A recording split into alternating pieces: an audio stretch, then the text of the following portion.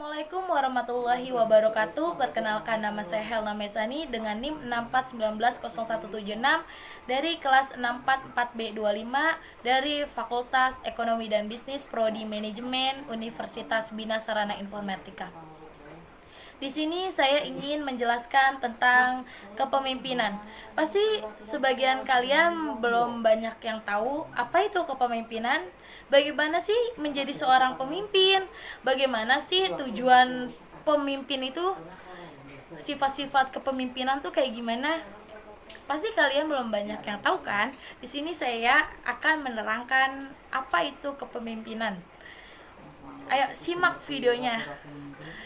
Kepemimpinan secara umum adalah sebuah kemampuan yang terdapat di dalam diri seseorang untuk bisa mempengaruhi orang lain atau memandu pihak tertentu untuk mencapai sebuah tujuan.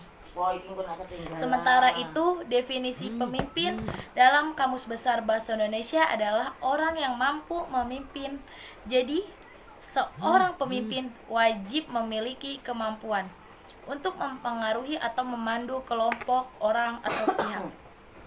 Ada beberapa teori yang harus dipahami terkait kepemimpinan, yaitu yang pertama, teori karakter. Teori karakter adalah sebuah teori yang menitik beratkan karakter-karakter tertentu yang mampu menyukseskan kepemimpinan. Contohnya seperti karakter fisik, inteligensi, ketegasan, dan sebagainya. Teori yang kedua, teori perilaku. Dalam teori perilaku dijelaskan mengenai beberapa perilaku yang mencerminkan karakter pemimpin. Perilaku tersebut terbagi menjadi dua. Yang pertama, job centered. Pasti kalian belum tahu kan, apa itu job centered? Job centered adalah sifat kepemimpinan yang berfokus pada pekerjaan. Yang kedua, employee centered. Sedangkan employee centered sendiri itu berfokus pada kondisi para karyawan atau bawahan di sebuah proyek. Yang ketiga, teori kepemimpinan situasional. Teori ini adalah teori yang dikembangkan oleh Hersey and Blackard. Ini memiliki titik berat pada kematangan para pengikut atau bawahan. Kesuksesan suatu tujuan bergantung pada matang tidaknya para bawahan. Maka, dari itu, pemimpin diharapkan mampu menganalisis apakah para bawahannya sudah cukup matang atau belum. Namun lebih jelas lagi, kepemimpinan yang sukses tidak hanya berlandaskan pada faktor pemimpin saja, tetapi juga para bawahan. Tujuan kepemimpinan. 1. Mencapai tujuan. Kepemimpinan merupakan sebuah hal yang dibutuhkan dalam perusahaan atau kelompok supaya tujuan dapat tercapai. Tanpa adanya satupun pihak yang berjiwa pemimpin, tujuan sulit untuk dicapai karena tidak ada sosok yang harus bisa dijadikan pegangan buat para bawahannya. Yang kedua, motivasi orang lain. Tujuan lain dari kepemimpinan adalah untuk memotivasi orang lain agar bisa melakukan sebuah hal dengan baik dan memaksimalkan kemampuannya dalam bekerja. Bila tidak ada sosok pemimpin, banyak orang yang akan mengalami demotivasi karena mereka tidak terpacu akan sesuatu atau tidak merasa memiliki kewajiban untuk melakukan hal tertentu. Sifat pemimpin. Ada beberapa sifat yang mampu menjadikan seseorang sebagai pemimpin yang baik. Yang pertama, punya pendirian. Sebagai seorang pemimpin, Anda wajib untuk mempunyai pendirian yang teguh. Pendirian kuat tidak akan membuat Anda lebih konsisten dalam menjalankan sesuatu. Yang kedua, proaktif. Seorang pemimpin harus memiliki sifat proaktif. Pemimpin tidak boleh pasif. Tujuan tidak akan kunjung tercapai, bahkan ini akan membuat bawahan tidak memiliki rasa hormat kepadanya. Yang ketiga, jujur.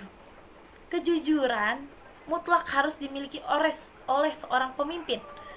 Sosok yang jujur adalah sosok yang dapat diandalkan dalam berbagai hal dan tidak akan menggagalkan suatu tujuan hanya untuk kepentingan pribadinya.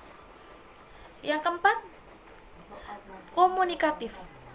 Komunikatif artinya pemimpin mampu menyampaikan berbagai hal dengan jelas dan tidak menimbulkan kesalahpahaman. Untuk bisa memiliki sifat ini, pemimpin harus tahu bagaimana metode komunikasi yang baik. Metode komunikasi yang baik artinya adalah komunikasi yang persuasif, yang mampu menarik orang untuk melakukan sesuatu tanpa paksaan. Selain itu, pemimpin yang baik juga semestinya terhindar dari kesalahpahaman dalam penyampaian pesan. Yang kelima, terbukanya terhadap pendapat. Yang kelima, terbuka terhadap pendapat. Seseorang boleh menjadi cerdas, tetapi percuma apabila mereka tidak terbuka terhadap ilmu dan juga pendapat baru. Seorang pemimpin wajib terbuka terhadap setiap pendapat yang ada dan tidak boleh menutup diri. Apabila seorang pemimpin menutup diri dari pendapat dan wawasan, mereka tidak akan dapat menjadi orang yang lebih baik dan juga membuat tujuan tak kunjung tercapai. Pemimpin yang tertutup dengan pendapat atau wawasan juga tak akan mampu untuk menganalisis kelebihan dan potensi bawahannya. Yang keenam, tidak mudah iri. Pada dasarnya, pemimpin memang seseorang yang lebih unggul daripada bawahan.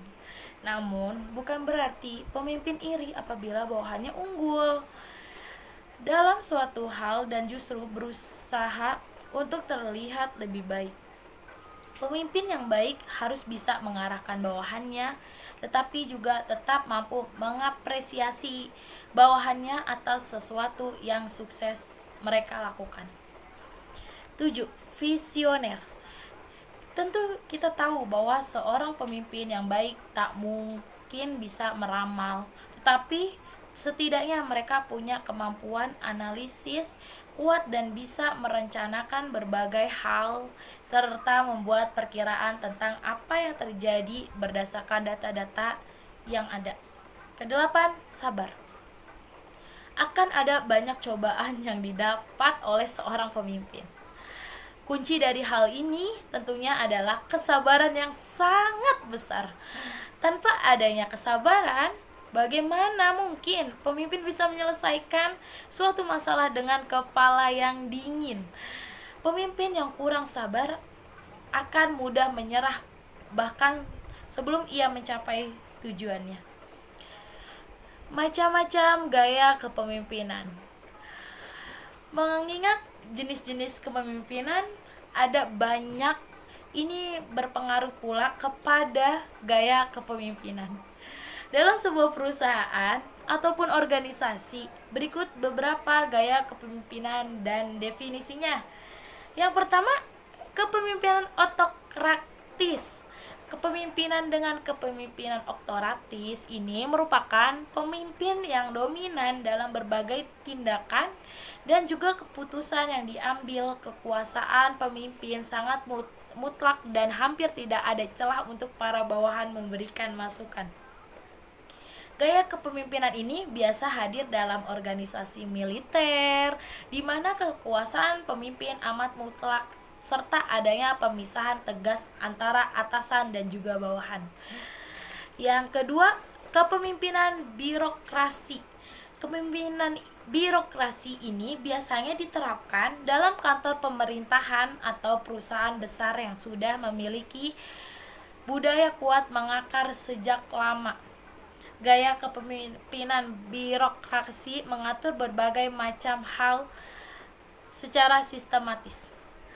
Ada aturan-aturan yang sudah ditetapkan untuk urusan-urusan tertentu, sehingga dalam konteks ini bawahan tidak punya ruang untuk mendobrak dan harus mengikuti regulasi yang ada. Yang ketiga, kepemimpinan partisipatif. Gaya kepemimpinan yang satu ini memberikan ruang bagi bawahan untuk berpartisipasi lebih dalam pembuatan sebuah keputusan. Pendapatan bawahan didengar tentu bisa memberikan pandangan baru dan sesuai dengan tujuan yang ingin dicapai. Hubungan yang terjalin antara atasan dan juga bawahan sangat bersahabat serta hangat dan tidak ada suatu otoriter.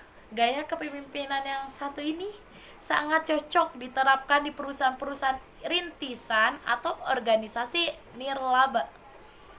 Yang keempat, kepemimpinan delegatif. Gaya kepemimpinan delegatif ini para bawahan diberikan kebebasan oleh para pemimpin. Maka dari itu, bawahan punya ruang untuk melakukan hal-hal sesuai dengan keyakinan mereka dan mampu mengambil keputusan sendiri. Namun, kepemimpinan delegatif ini hanya bisa diterapkan apabila para bawahan sudah cukup matang dan dalam mengambil keputusan, karena jika tidak, para bawahan akan mengambil keputusan yang salah. Kurang lebihnya mohon dimaafkan, hanya itu yang bisa saya sampaikan dan saya jelaskan. Semoga kalian bisa memahami. Assalamualaikum warahmatullahi wabarakatuh. Terima kasih, bye bye.